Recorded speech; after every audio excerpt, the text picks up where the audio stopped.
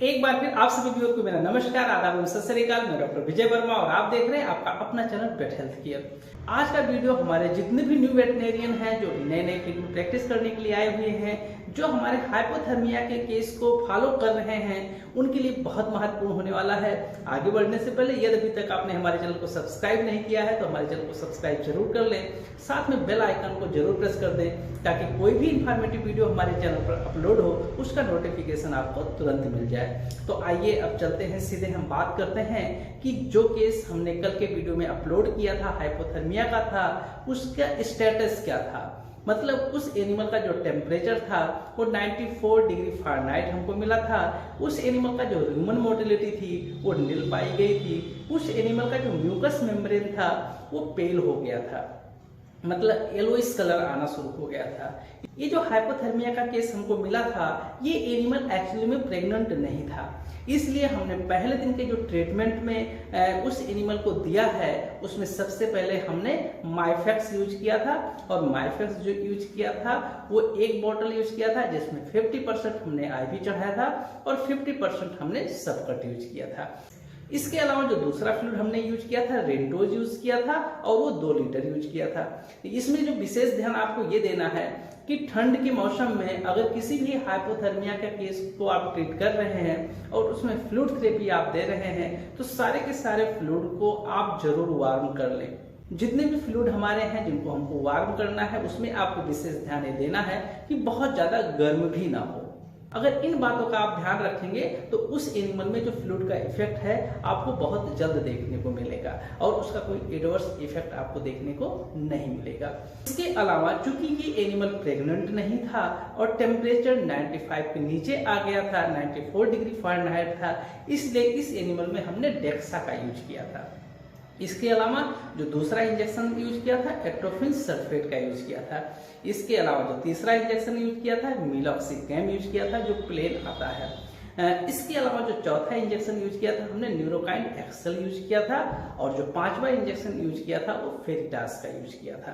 तो इन सभी इंजेक्शंस को हमने लगाए थे। इसके अलावा उस एनिमल को जो हमने ओरल सप्लीमेंट दिया था टोनाकाइन गोल्ड दिया था, क्योंकि टोनाकाइन गोल्ड में बहुत अच्छे मात्रा में प्रीबायोटिक और प्रोबायोटिक दोनों उपलब्ध हैं। अगर आपके यहाँ ये प्रोडक्ट नहीं मिलता है तो आपके यहाँ जो भी लोकल्स में प्रोडक्ट मिले जिसमें प्रीबायोटिक और प्रोबायोटिक पर्याप्त मात्रा में हो आप उसी को प्रॉपर्ली रिकमेंड करें। इसके अलावा हाइपोथर्मिया के केस के प्रॉपर ट्रीटमेंट के लिए एक ऐसा इंग्रेडिएंट जो सबसे इंपॉर्टेंट रोल निभाता है वो है calcium propionate powder.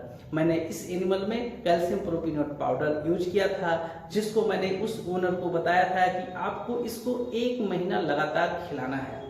Calcium propionate powder आप जानते हैं, इसको मैं थोड़ा सा आपको बता दूं कि कैल्शियम प्रोपियोनेट पाउडर जब उस एनिमल के ह्यूमन में जाता है तो वो 2 पार्ट में टूट जाता है, पहला कैल्शियम और दूसरा प्रोपियोनेट।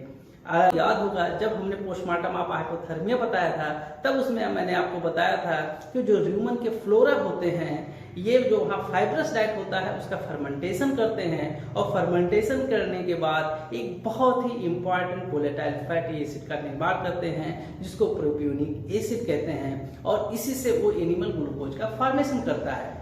अब जब हम उसको ओरली कैल्शियम प्रोपियोनेट देते हैं तो कैल्शियम जो होता है वो सीधे ब्लड में चला जाता है और ये जो प्रोपियोनेट होता है वो एनिमल उसको ग्लूकोज में कन्वर्ट करता है और यही ग्लूकोज उस एनिमल्स में एनर्जी के रूप में वर्क करने लगता है। तो ये बहुत ही इंपॉर्टेंट इंग्रेडिएंट है हाइपोथर्मिया के ट्रीटमेंट में। जो पहले दिन का ट्रीटमेंट मैंने किया, जब दूसरे दिन में गया उसको प्रॉपर्ली एग्जामिन करने के लिए तो उस एनिमल का टेम्परेचर नॉर्मल हो चुका था। जब एनिमल का टेम्परेचर नॉर्मल हो गया था तो मैंने दूसरे दिन उस एनिमल्स में कोई भी फ्लूइड थेरेपी नहीं दिया था।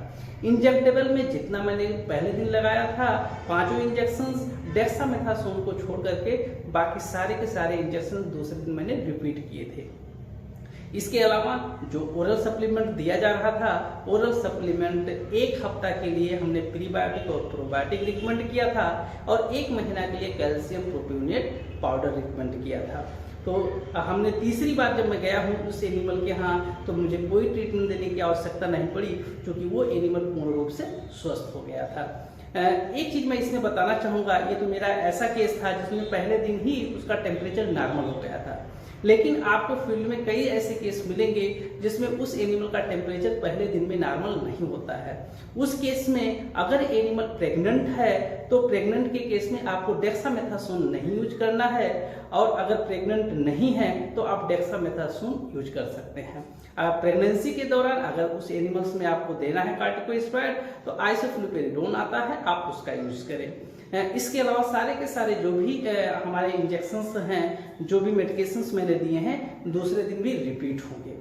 इसके अलावा ज्यादातर केस में दूसरे दिन के ट्रीटमेंट के बाद वो एनिमल का टेम्परेचर नॉर्मल हो ही जाता है, और फिर तीसरे दिन जो आपको यूज करना होता है फ्लूइड थेरेपी को छोड़ करके बाकी सारे के इंजेक्शन आप यूज कर लें। इसके अलावा जो ओरल मैंने आपको बताया था कि जो आप प्रीबायोटिक प्रोबायोटिक दे रहे हैं उसको 1 वीक के लिए दिलाइए, और जो आप कैल्शियम प्रोपिनट पाउडर दिला रहे हैं उसको 1 मंथ तक कम से कम दिलाइए। कैल्शियम प्रोपिनट पाउडर से उस एनिमल्स को एनर्जी भी मिलती रहेगी और उसका जो बॉडी टेम्परेचर है वो भी डाउनफॉल नहीं होगा। साथ में जो प्रीबायोटिक और प्रोबायोटिक देंगे वो उस ह्यूमन के माइक्रोफ्लोरा को, उसके नंबर्स को बढ़ाने में हेल्प करता रहेगा। आशा करता हूँ हमारे जितने भी न्यू वेटनेरियन हैं जो अभी फील्ड में आए हुए हैं उन सभी के लिए ये वीडियो बहुत ही इंफॉर्मेटिव सिद्ध होगा। इसी के साथ फिर मिलेंगे किसी और दिन किसी और केस के साथ। तब तक के लिए आप सभी व्यूअर का बहुत बहुत धन्यवाद। जय हिंद, जय भारत।